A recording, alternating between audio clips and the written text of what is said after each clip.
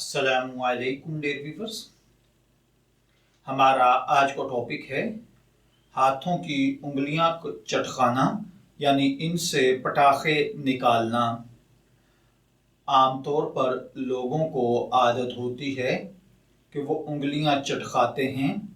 बाज़ लोगों को अगर थोड़ी देर गुजर जाए तो उनकी उंगलियों में उलझन सी होने लगती है और वो जब तक इनको चटखा न लें, इनसे पटाखे ना निकाल लें, उनको सुकून नहीं मिलता। और इसी तरह बाज़ लोगों का ये भी कहना है कि रात के वक्त में उंगलियां नहीं चटखानी चाहिए, इससे फरिश्ते नहीं आते, ये नहूसत की इलामत है। और बाज़ लोग इसको हराम बताते हैं और बाज़ इसके बारे में कहते हैं कि मस्जिद में उंगलियां नहीं चटखानी चाहिए। तो इस हवाले से शरीयत क्या रहनुमाई करती है?